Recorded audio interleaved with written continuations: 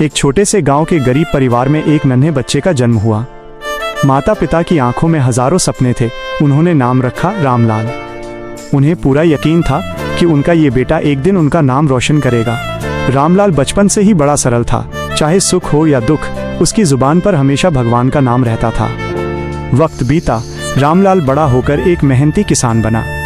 उसका विवाह हुआ और घर में 3 बच्चों की किलकारी गूंजी। लेकिन किस्मत का खेल देखिए, एक बच्चा बचपन में ही साथ छोड़ गया। अब रामलाल के कंधों पर 2 बेटों की जिम्मेदारी थी। उसने दिन रात खेतों में पसीना बहाया ताकि अपने बच्चों को अच्छी जिंदगी दे सके। बच्चे बड़े हुए, उनकी शादियां हुईं। फिर एक दिन बड़ा बेटा शहर कमाने गया और फिर कभी वापस नहीं मुड़ा।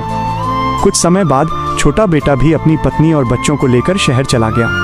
रामलाल बूढ़ा हो चला था, पर उसका दिल कहता, एल मेरे बच्चे अच्छे हैं, एक दिन जरूर आएंगे।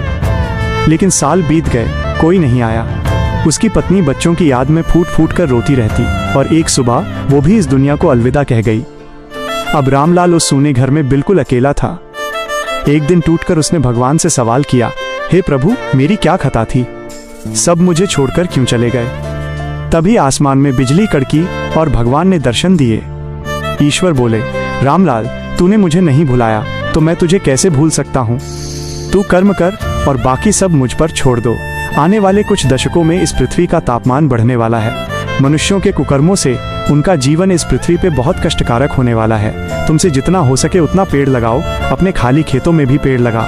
जिस तरह तेरे बच्चे तुझे छोड़ गए, ये पेड़ तुझे कभी नहीं छोड़ेंगे। ये तेरी छाया बनेंगे, तेरा सच्चा सहारा बनेंगे और शायद तुम्हें इसका फल न मिले, लेकिन एक दिन तुम्हारे बच्चे ही नहीं, यहाँ के सभी प्राणियों को किसी न किसी तरीके से इसका फायदा मिलेगा और सैकड़ों सालों तक लोग तुम्हें याद रखेंगे। रामलाल ने सेवा भाव से हजारों पेड़ लगाए। अंत में जब उसने देह त्यागी तो स्वर्ग में स्वयं भगवान ने उसे गले लगाया और उसे अपना सेवक बना लिया। अंतिम संदेश, दोस्तों, अपने बच्चों को ये कहानी जरूर सुनाएं ताकि वे समझ सकें कि असली सुख सेवा में है, त्याग में नहीं।